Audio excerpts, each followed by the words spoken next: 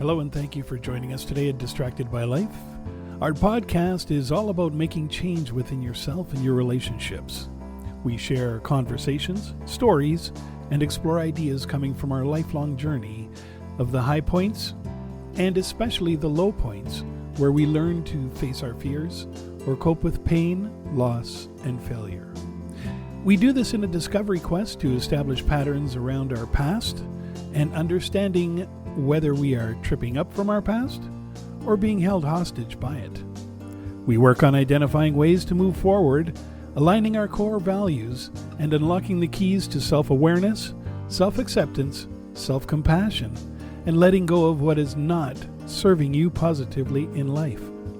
A better you is always there, ready to explore in a new world. So let's begin.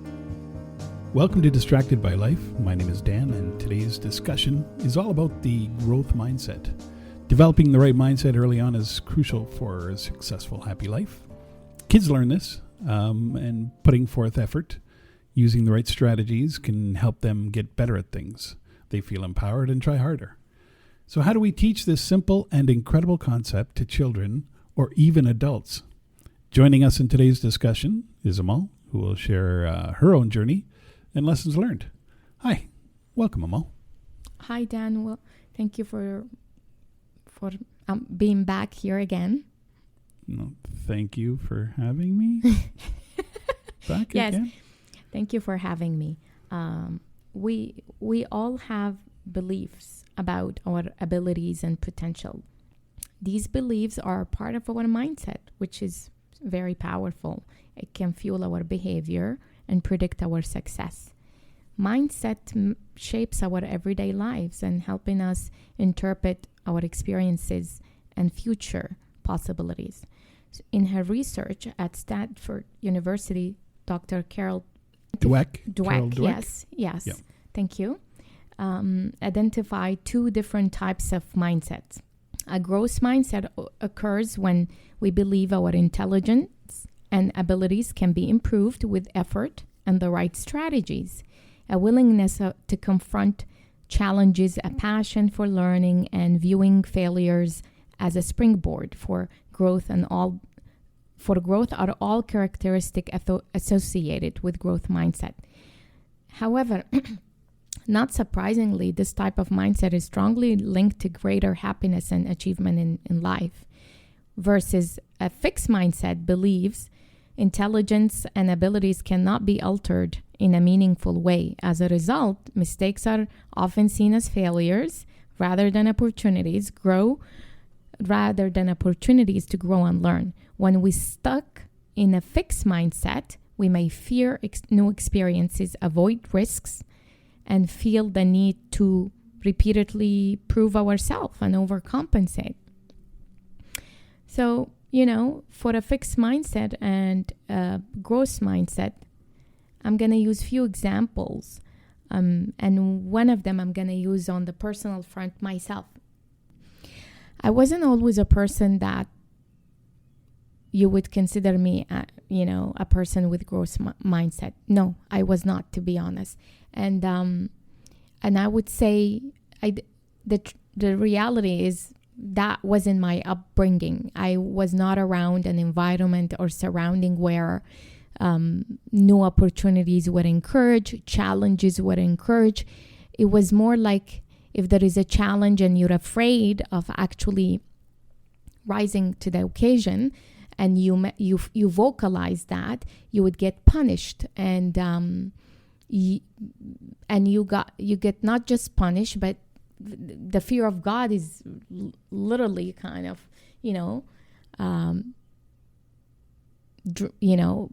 got in, like you felt it. So to me was that environment, because if I'm afraid of doing something new, or if I'm afraid of, let's say, I'm struggling with a test, a subject, and an exam, for example, in school, if I say I am struggling or I need help, I'm punished, because I'm supposed to do this on my own, and I'm supposed to produce high results, and I'm supposed to get an A+, and it's always put on me. into getting through my struggles and challenge. And if I couldn't do it and I needed the help and I vocalized and asked for it, I would get punished. So what that taught me was, don't ask for help. Hide your feelings, hide your fears, overcompensate by just kind of getting by. And what I did was I stayed away from any growth opportunities, which led to not a growth mindset, but more of a fixed mindset. So I just stuck with what I knew how to do best. So did you play safe out of fear? Always. Yeah, that's what it sounds like. And because of that, there are regrets, I would say, because I always played it safe. I probably, honestly, if I had encouragement and an environment that taught me if I fail is okay, not if I fail I'm gonna be beaten to death kind of thing, then I would have probably actually took a university program and not settled for a college degree. I would have studied something that I am so passionate about, which I'm finding out that now in my adulthood. I wouldn't have wasted all this time in fear because all I thought, I'm not good enough. And when you think you're not good enough, it's a belief and it's a mindset, and you get stuck with it, and then you end up not taking any risk, because taking risk mean you're gonna have to face that some of the risk you might take might not work out and you will fail. And what are you gonna do with that? I wasn't taught or learned how to deal with my failures. Okay, I understand that. I do have to say, though, that having spent a great amount of time with your husband, it really does show that supporting, when you have people that support you, you tend, well, we're in a podcast right now, so you do tend to grow if you're around supportive people, though, correct? Correct. You need your positive tribe, the environment. The environment has to set the tone. You know what? If you fail, it's okay. You learn from the failure. Failure is not a death sentence, and people shouldn't be actually worried about it. But when you are, it depends. I would say a growth mindset is fully influenced by your environment, your background, your childhood, the way you were raised, your work experiences, your education experiences, the friends you associate with, the people in your life. All those influence how influence your mindset. If you're like me, you was afraid of my parents, more so my father, you will understand that how easily I was stuck in my fixed mindset for ages. I would say the last 10 years, I have grown quite different slowly. Each year, I'm learning something about myself and I'm growing. 5 years. And sorry, had a cough. And okay, 6 years. Feeling, putting myself into the right path. I also worked with people and seen people in the workplace that I worked with, and I witnessed the type of mindset and rigidity they are stuck in. So an example, a scenario, you're so used to waking up in the morning, doing the 5 o'clock routine, getting ready, going to work day in, day out, and all of a sudden you are told, work from home within a pandemic. You resist the idea and you don't want it, and you can't wrap your head around it. And it's all about a pandemic and people's lives at stake because you don't want to expose your workers and your employees and your staff. But yet you're not buying into this, and you're forcing yourself to buy into it because the environment, and including, hey, the government restriction have forced it on you, but yet you're still resisting. So you do this for a couple of months, and then you ask, you survey your staff because you want to see how often, if they can come in a couple of days a week and something like that. And then you to prepare.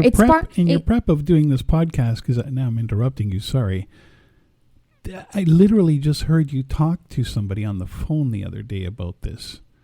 So you mean to tell me that they felt bad working from home because they're supposed to show up?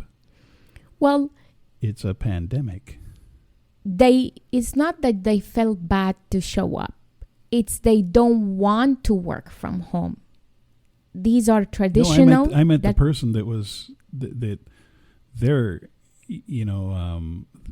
I guess they were told to come into work. Well, because they were considered essential workers, but that's not the scenario I'm sharing here. The scenario I'm sharing is that there are some individuals who are not open to the idea of working from home. And that is a fixed mindset. Because you shouldn't resist it. You have a global pandemic. So a fixed mindset is when people actually resist the change to work from home because it's a new idea for them. That's one example. Other example is that when you, let's say you have this, it's important presentation and you're trying to, help out with providing new and fun ideas about to inject some life into the presentation you're presenting. So you're sharing your ideas, and someone else kind of, that's not the way we do it. It's always been done that way. It's not. That's kind of new. I'm not sure the audience are ready for this type of, That happens a lot. This new kind of style or what the messaging or the story that your presentation is trying to convey. So it's not about the context, because you're not changing the context or the message. It's about the format of how that presentation looked like. What it looked like. So truth is, we are, need to be, we are in an era where innovation it's all about innovation. So innovation is about an open mindset, a growth mindset. You are adopting new ideas. You could be in the past presenting in a certain way or using your slides in a certain way, but now you are moving into new things. You're injecting some light, maybe some animation, whatever it is. That situation, you know what I'm trying to get at. Yep. That is what I say in the workplace. You experience those scenarios. You hire someone new, joins the team. They have this fantastic talent. You notice it in the interview. That's the whole reason why you actually hire them. And then when they are on the job, you're not letting them, use that talent. Use those talents. I've been down that road before. You're limiting them. You're holding them back because why? It's never been done that way. It's always been this way and that way and this thing. And depending on the leader, you're in a position where you'll end up outshining them. And sometimes they take that kind of personally. Or depending on the leader themselves, they have fixed mindset in certain aspect of how they run and manage their team or the business and stuff. So, things like that. And people end up dealing with it for a bit. And at some point, if they realize that their skill set are not being utilized fully, what they do is they're going to move on to the next challenging things, because people like to be part of something that is meaningful, value. Their skills are being put to use. They want to feel important. They're actually contributing. And so that's one scenario. What about you? Can you use a couple of scenarios to help us? I knew you were going to ask me that. Workplace. I think I've seen almost every fixed mindset. Exactly what you said. That would be the most common one. This is the way we do it. And that's it. That's all. Not open to any sort of change. I guess the frustrating part is to start a job, do that, only to find out a year later that it's common.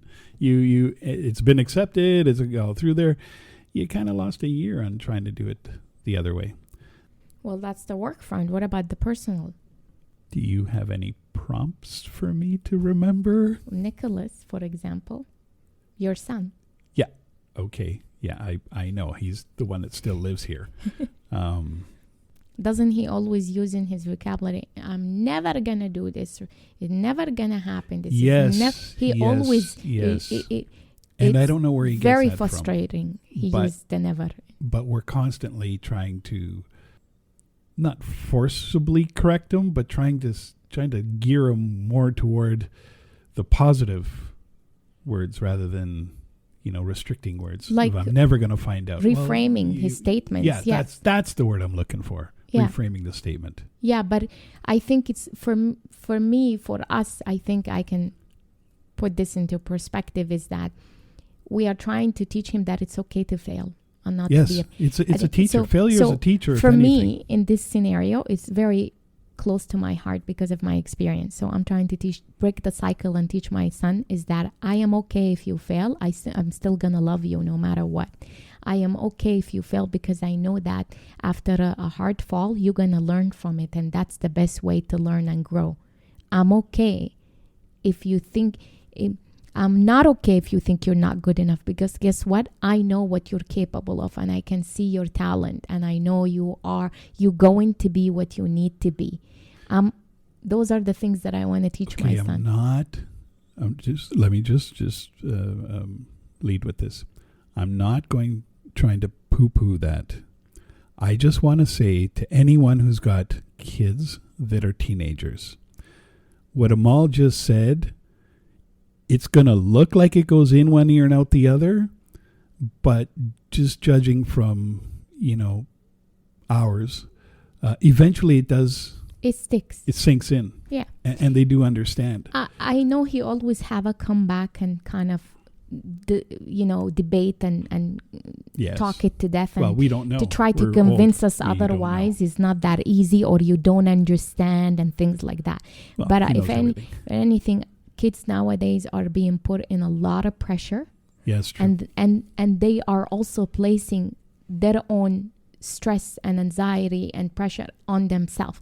Like we are not the type of people that we pressure our son or make him fear taking a risk or anything. You can't raise him out of fear. No. So in the that contract, cycle needed to be broken. We're actually nudging him slowly as much as whenever he's ready and at his comfort and pace is to take a risk. And if it doesn't work out, is okay.